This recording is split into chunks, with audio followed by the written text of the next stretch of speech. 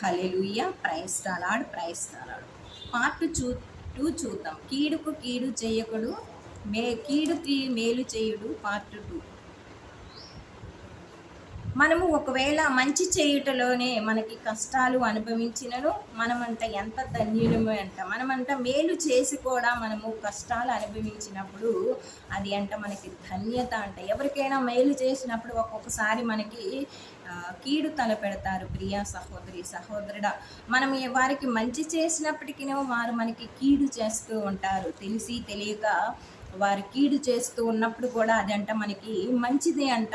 మనకి కష్టములు కలిగినప్పుడు మనమంట ధన్యులము అంట. ప్రియా సహోదరి సహోదరు, ఒకవేళ ఎవరైనా కష్టానికి కష్టం కలిగితే అది ధన్యత కాదు, కానీ మనం ఎవరికైనా మంచి చేసినప్పుడు ఆ మంచికి బదులు మనని ఎవరైనా కీడు తలపెట్టినట్లయితే మనం ఆ యొక్క కష్టములు భరించినప్పుడు మనమంట ధన్యులము అని చెప్తున్నారు. వారి బెదిరింపులకు భయపడకుడు, ఎవరి బెదిరింపులకు భయపడకుడు. మీ హృదయములో ప్రభువును ప్రతిష్ఠించుకొనడు. మీ నమ్మకమును గురించి ఎవరైనా ప్రశ్నించిన సమాధానము వసుగా సర్వదా సంసిద్ధముగా ఉండు. దానిని మర్యాదగా సగర్వముగా చేయుడు. ఈ అంతఃకరణమును మీ అంతఃకరణమును నిర్మలముగా ఉంచుకొనుడు. మేము ఎవరైనాను దూషించినందుకొనుడు. అప్పుడు క్రీస్తునందున్న మీ సత్ప్రవర్తనను గురించి చెడుగా మాట్లాడు ఆ వ్యక్తులు తమ పలుకులను తామే సిగ్గుపడదురు. అది ఏ దేవుని సంకల్పమైనచో కీడు చేసిన దానికంటే మంచి చేసినందులకు బాధలనంతటియే మేలు అని చెప్పబడుతుంది. ప్రియా సహోదరి సహోదరుడు, ఒకవేళ మనకి ఎవరైనా మనల్ని దూషించిననుకో, అప్పుడంటే క్రీస్తునందు మన సత్ప్రవర్తనను గురించి చెడుగా మాట్లాడు ఆ వ్యక్తులందరంట తమ పలుకులను తామే సిగ్గుపడతారంట. అది దేవుని సంకల్పమైనచో కీడు చేసిన దానికంటే మంచి చేసి కూడా బాధలను అందుటియే మేలు అని ఇక్కడ పేతురు గారు పలుకుతున్నారు. అదేవిధంగా సేవకులు యజమానులకు విధేయులు కావలెను, వారికి సమస్త మర్యాదలను చూపుడు. దయాపరులను సంయములను అగువారికి మాత్రమే కాదు, పుట్టిన మనస్కులకు కూడా మర్యాద చూపుడు. మనమంట సేవకులుగా యజమానులకు విధేయులు కావాలేను అంట. ప్రతి ఒక్కరము సేవకులమే, ఏదో ఒక పని సేవలో చేస్తూనే ఉంటాము. మనము ఇంట బయట ఎక్కడైనా కూడా మనము కూడా ఒక యజమాని కింద మనము పనిచేసే సేవకులమే. సిస్టర్స్ దగ్గర కానీ, ఫాదర్స్ దగ్గరే కానీ, బయటనే కానీ, షాపుల్లో కానీ, ఇంట్లోనే కానీ, ఏ ఉద్యోగంలోనైనా కూడా మనము సేవకులమే, ఒక యజమాని కింద సేవకులము. కాబట్టి మనమందరము కూడా యజమానులకు విధేయులు కావాలి అంట. సమస్త మర్యాదలను చూపాలి అంట. దయాపరులను సౌమ్యులను అగువారికి మాత్రమే కాదంట, కానీ ఒకవేళ కుటిల మనస్కులు ఎవరైనా ఉన్నా కూడా వారికి కూడా మర్యాద చూపవలేను అంట. ఎవడైనాను అన్యాయముగా శ్రమ పొందినను దేవుని ఎడల నిష్కపటమును సాక్షి కలిగి దానిని ఓర్పుతో సహించిన ఎడల దేవుని అంగీకారమును పొందును.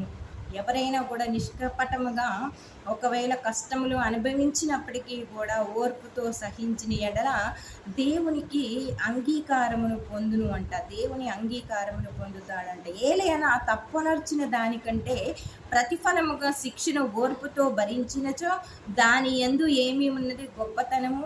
కానీ మంచినే చేసి దానికే బాధలను అనుభవించవలసి వచ్చినప్పుడు దానిని ఓర్పుతో భరించినచో దేవుడే దేవుడు దానికే మేము పిలిచినది.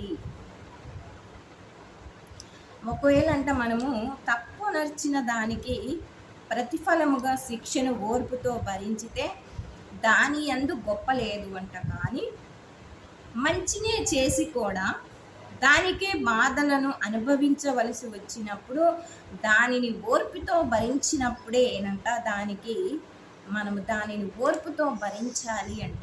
మంచి చేశాము కదా ప్రభువా, నేను ఎవరికి ఏమీ అన్యాయం చేయలేదే, నేను నీ యొక్క వాక్యమును బోధిస్తున్నానే, నీ సేవకులకి మర్యాద చూపుతున్నానే, నేను నీ సంకల్పం నెరవేర్చాలనుకున్నానే, నీ పనే చేస్తున్నామే అనుకుంటాం మనం ఒక్కొక్కసారి. కానీ ఆ యొక్క పనిలో మనకి ఎన్నో కష్టాలు, ఎన్నో ఇబ్బందులు వస్తాయి. కానీ అది మంచి చేశాము కాబట్టే ఆ బాధలను సహించినప్పుడేనంట, దాని కొరకే దేవుడు మనల్ని పిలిచాడు అంట. దాని కొరకే మనల్ని దేవుడు పిలిచి దానికి మేము ఆశీర్వదిస్తాడు అంట. మనము మంచి చేసిన దానికి, ఓర్పుతో భరించిన దానికి దేవుడు ఆశీర్వదిస్తాడు అంట.